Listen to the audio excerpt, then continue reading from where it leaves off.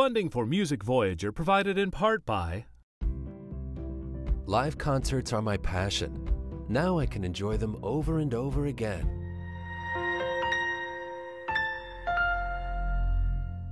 Additional funding provided by the Tennessee Department of Tourist Development. What's a Tennessee vacation? It starts off like any road trip. And then, boom, music here, history there, and all kinds of green in between. It's all right here in Tennessee. We're playing your song.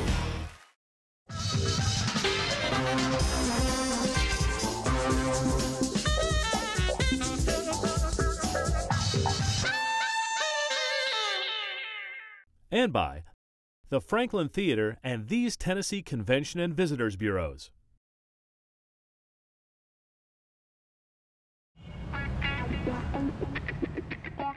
My name is Jacob Edgar. I'm an explorer, but I don't search for lost cities or ancient ruins. I'm on the quest for a different kind of treasure, music.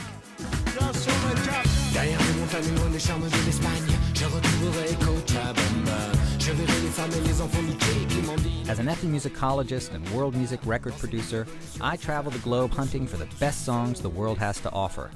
And I suffer through some of the worst, so you don't have to.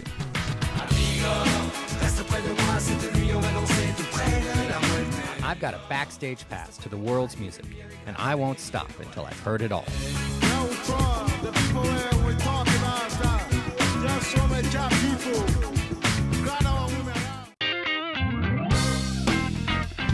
Memphis, Tennessee is without question one of the most important cities in the history of American popular music.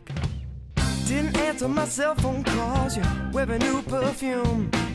Riding home with other guys every day after school. Music's perfect storm took place in Memphis, Tennessee in the 1950s, when African-American blues and gospel collided with country music to create the musical hurricane that we now call rock and roll. It seems as if you play by your own set of rules. It was 1953 when a young Elvis Presley strolled into the offices of Sun Records looking to cut a record. Elvis sparked a chemical reaction that resulted in one of the biggest musical explosions the world has ever experienced. Your sacrifice. But Memphis was a happening place musically long before Elvis came along. It was an essential destination for professional blues musicians looking to make a living from their music. After all the fights we had, you said The blues still has a strong grip on Memphis's musical identity. And even today, young musicians are keeping the classic sound of Memphis blues alive. One young artist who's making waves on the Memphis blues scene is 17-year-old guitarist Will Tucker. well, I believe, babe, I believe my time is on. We're going to be meeting Bobby Blue Bland today, who is a legend of blues and R&B. How do these old guys react when they see the 17-year-old kid playing old-style blues? The majority, I think, appreciate it. They know that the younger generation needs to pick it up, move it on, because if the blues is going to stay alive, it's going to have to happen through people that are going to be around, you know. All right.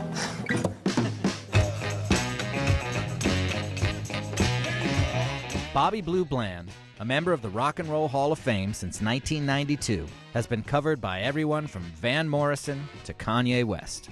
Bobby Blue Bland's son, Rod, is the drummer in Will Tucker's band, and Rod invites his dad to meet Will and the Music Voyager crew at the office of the Blues Foundation.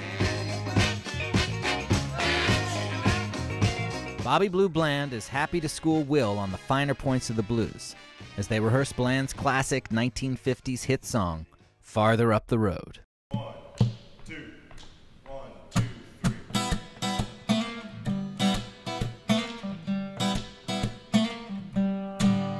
Farther on up the road. Oh, no? No, that no. At first, Bland seems a little skeptical that this pale teenager has what it takes to play the blues. Not no, this one. You don't take your time now. You're not going to jail. And I'm only human just like you. Okay? Yes, sir. And, okay. Okay. Father on up the road. Not wanna write you like me.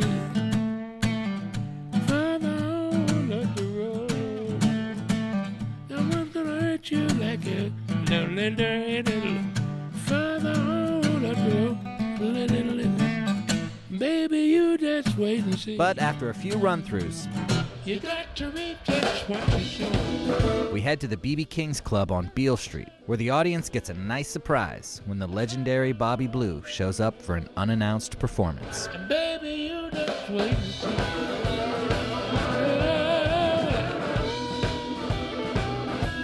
Come on, son. What? Tucker proves that he's done his homework, jamming on the electric guitar like a teenage Eric Clapton.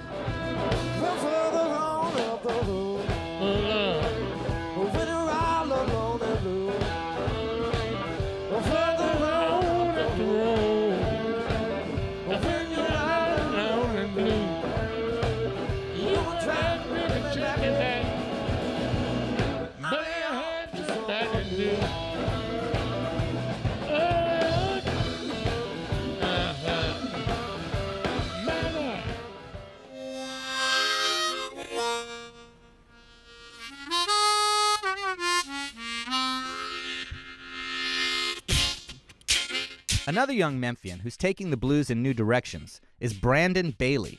The 20-year-old Bailey is no stickler for tradition, as you can hear with his funky fusion of classic blues with hip-hop-inspired vocal percussion known as beatboxing, and creative use of a loop pedal.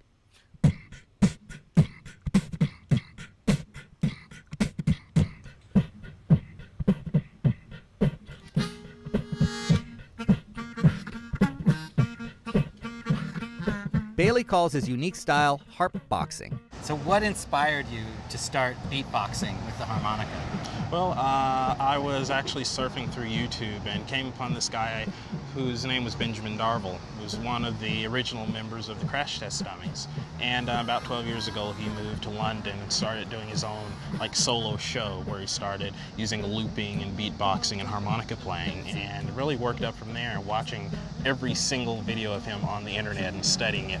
And that's how I really learned how to do it. Robert Johnson had to sell his soul to the devil to learn the blues. But kids these days just have to surf around on YouTube.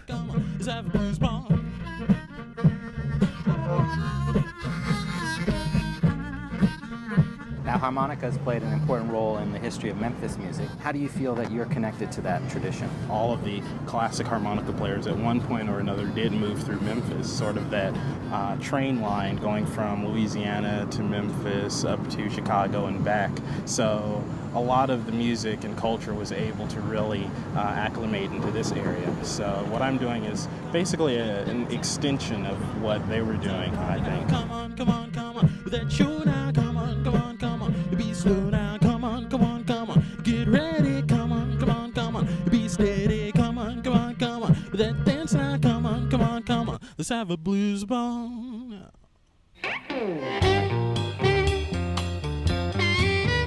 Will Tucker and Brandon Bailey aren't the only Memphis area musicians keeping the soul of the blues going strong. One local band that has built a wide national following is the North Mississippi All-Stars. The band is fronted by brothers Luther and Cody Dickinson, and they trace their main musical inspiration to their father, legendary Memphian musician and producer Jim Dickinson, who passed away in 2009. Luther and Cody invite me to meet them at their favorite Memphis record store, Shangri-La Records, a must-visit destination for collectors of rare vinyl.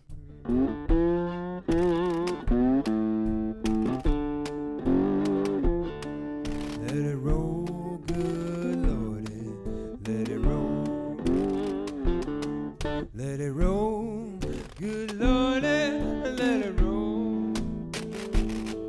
It's a wheel in the sky, I keep it turning by and by. Let it roll, good Lordy, let it roll.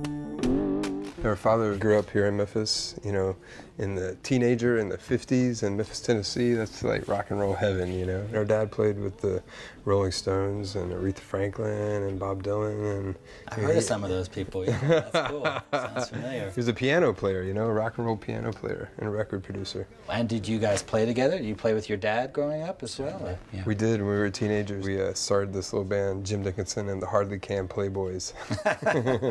And he had this mic and plugged into an amp. He would yell at us like, "Ah! That's amazing. Do it right!"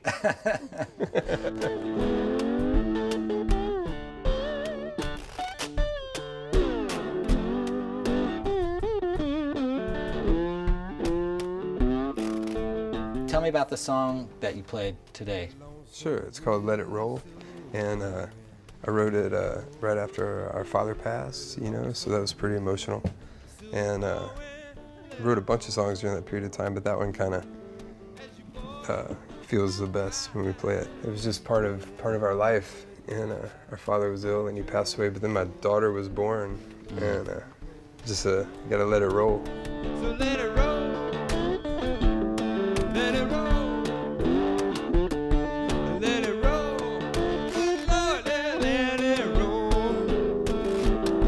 Smiling down from the sky, from the home on high. Let it roll, good Lord, let it roll. Cody, Luther, and I explore some of the shop's drool-inducing offerings, including an original first pressing of Elvis Presley's first 45. This is obviously one of the most famous Memphis records of all time. It's a Son 209 Elvis Presley, That's Alright Mama with Blue Moon in Kentucky. Elvis Presley's first record. It just so happens that I'm in Memphis during Elvis Week, the annual commemoration of Elvis's death in 1977. A good place to start one's Elvis tour is Sun Studio, where that 45 featuring That's Alright Mama and Blue Moon of Kentucky was recorded. Founded by Sam Phillips in 1952, Sun Records introduced the world to Carl Perkins, Roy Orbison, Jerry Lee Lewis, and Johnny Cash. It turns out Sun Studio is still churning out great music, thanks to the current house engineer, Matt Ross Spang. I got the coolest job in the world, man. Yeah, I mean, so this is like the back room at Sun Studios. Yeah, this is Sam's control room. Cool. So he would look out here, out through this window here, and out in that room, in the recording room, would be Elvis Presley, Johnny Cash, Jerry Lee Lewis, all of the kind of legends of early rock and roll. Yeah, he'd be right in here looking down at them, making history. Well, I can't wait to go into that room Yeah, and check yeah, it out, too.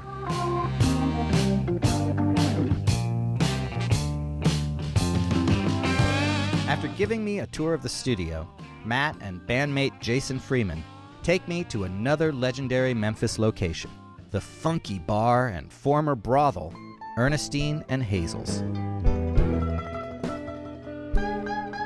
This was surely the site of much debauchery over the years, if only the walls could talk.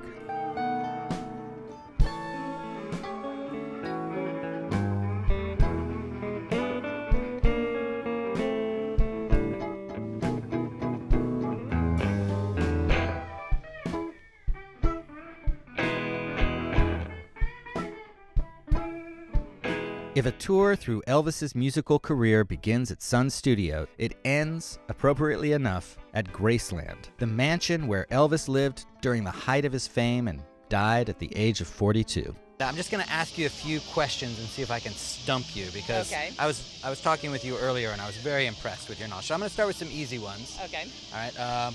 Where did Elvis go to high school? Humes High School here in Memphis. What was the first song he recorded? That's All Right, Mama. What was his favorite make of guitar? He went from Martin to Gibsons to Fenders, then eventually back to Martins at the end. Music Voyager went to the Louisiana Hayride, or to the building where it took place. Do you know what the name of that building was? And I had to think about the name of the building. Oh, you've stumped me on that one. I do not know the name of the building of it. It's on the tip of my tongue. Municipal Auditorium, yes. It's the first place that they ever said Elvis has left the building. That's right. All right, I think I'm very impressed. I'm very impressed. I'm gonna have to do my homework because and come back. We'll do round two. The culmination of Elvis Week is the candlelight vigil in front of Graceland, where thousands of Elvis fans assemble every year.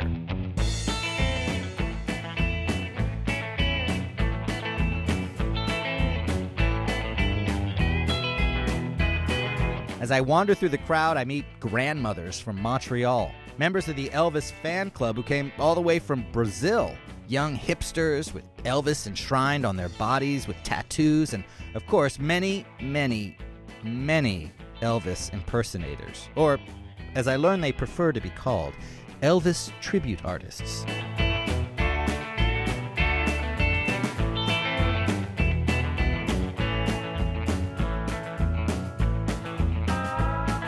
Thank you very much. Elvis wasn't just a rock and roll singer. Like many musicians in the region, his first exposure to music was in church, and he was especially fond of gospel. In fact, the only Grammys Elvis ever won were for his gospel recordings. One of those was How Great Thou Art. Then sing my soul,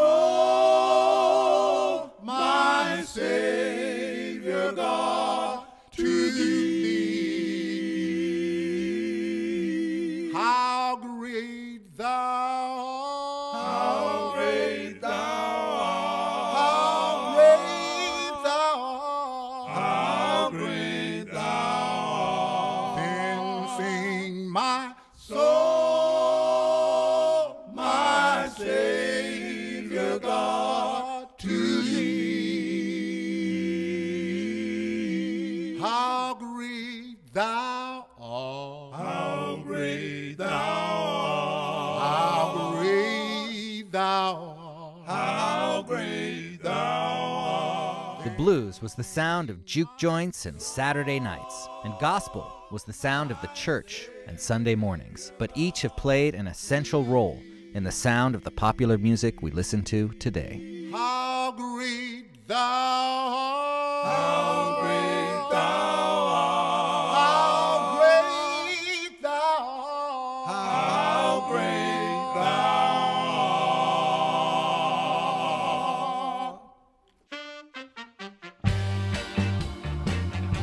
art. Memphis wasn't just a key city in the development of the blues, gospel, and rock and roll. It was also the epicenter for an energizing sound that came to be known as soul. Oh, baby, don't let this teardrop hit the ground. Memphis became one of the leading producers of soul music, thanks to the work of two local labels, Stax Records and High Records. Now when I see you go passing by, it brings a teardrop to my eye. My companion on my visit to the Stax Museum is Scott Bomar, a Memphis producer, musician, audio engineer, and soul music aficionado. Bomar composed the music for the films Hustle and Flow and Black Snake Moan, both directed by Memphis filmmaker Craig Brewer. With his band, the Bo Keys, Bomar has assembled an all-star lineup of soul music legends. My entire life, I've been really influenced by the Memphis sound, Booker T and the MGs and the Bar-Kays, all the stuff recorded at Stax and Willie Mitchell, and I really loved that sound a lot, and I wanted to have a band that kind of continued that sound, and just fortunate enough to meet guys like Skip Pitts and Ben Cauley and Howard Grimes, and Because these guys they actually played with the old Stax bands and Al Green and all these legendary figures. To me, those musicians, that sound just never went out of style, and it's still relevant today. And it's just a treat to hear those guys playing even now. You know, you hear that sound on the records, but to hear that sound now, but it's really special to work with those guys. I'll treat you right, honey. I'll be true. Oh, baby, don't let this teardrop hit the ground. Hey Tim, how you doing? Good to see you. While Stax closed in 1975, visitors to Memphis could discover more about the label's history and impact at the Stax Museum.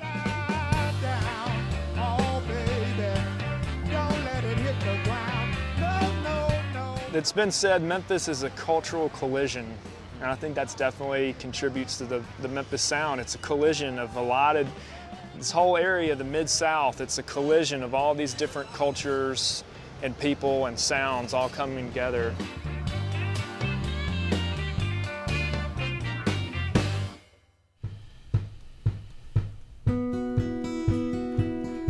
Don't get the impression that Memphis is living in the past. There's a lot of great young talent in Memphis today who are creating new and interesting sounds. One of those is singer, bass player, and songwriter Amy LaVere. When it was new, when it was new, you could do magic, make me laugh at the traffic when it was new. Amy is also an actress and has appeared in the Johnny Cash biopic Walk the Line, as well as in Black Snake Moan. I talk with Amy and the band on a warm Memphis evening with the buzzing of the cicadas in the background. Your music is really different from what you would say is the typical Memphis sound. What's it like fronting a band as a woman and as a person with a unique voice in a town like Memphis? Well, I haven't cornered the market. I mean, that's for sure. Historically, you're right, there haven't been a ton of women that have come out of Memphis. I mean, Memphis Mini. Memphis Mini, right. But there's a number of really talented women that are making music in Memphis. Stranger, stranger, please. My feet are tangled on wisteria vines. I may not catch myself this time. Stranger, please.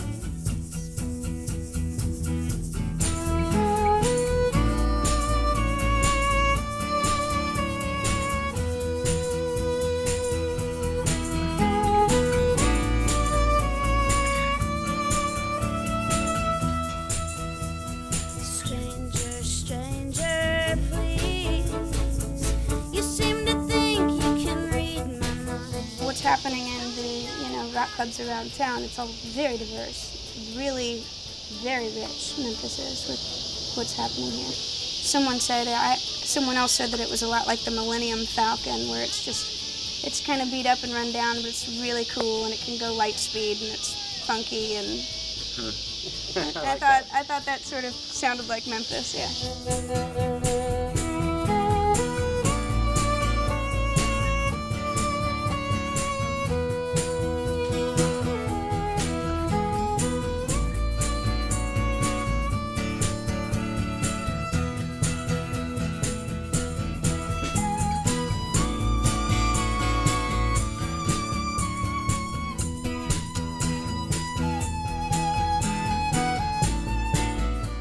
Memphis is also home to a thriving pop and hip-hop scene. Influential Southern hip-hop artists 3-6 Mafia and 8-Ball hail from here.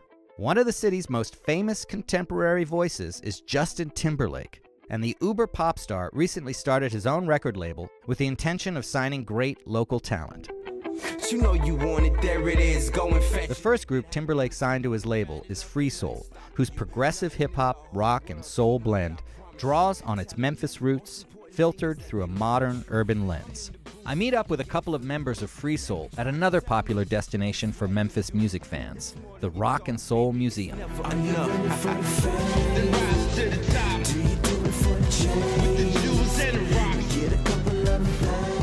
Tell me about the band. Tell me about what you guys do. It's hip hop all day, but it's fused with like rock, pop, soul, world music, anything that we all know of, anything we grew up listening to. We just kind of fuse it together into one, casserole. Now that seems to be kind of a common theme in Memphis music is putting things together. Yeah. Back in the old days, it was country and blues. And now I guess you guys are kind of doing a modern version of that. Extremely influenced by all of that. Yeah. Yeah, you find that you're connected to some of the music of the past. You have to be. There's so much heritage here.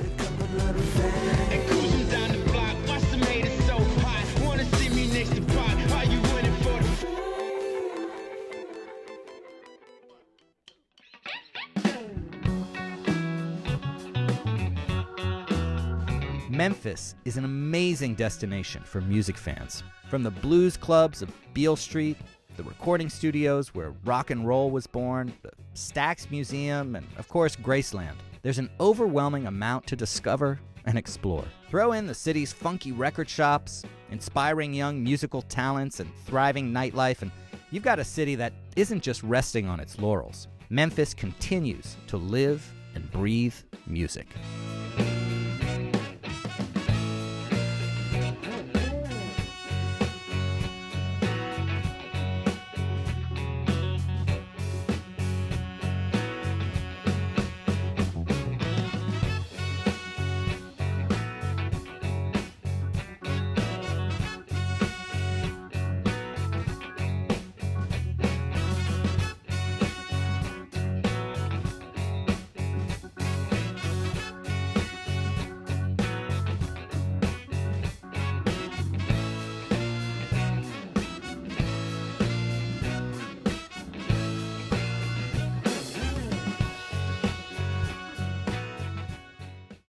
Funding for Music Voyager provided in part by Live concerts are my passion. Now I can enjoy them over and over again.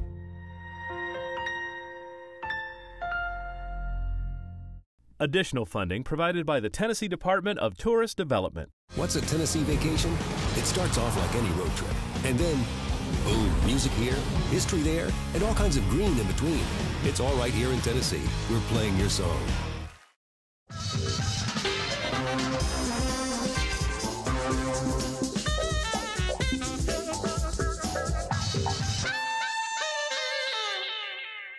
And by the Franklin Theater and these Tennessee Convention and Visitors Bureaus.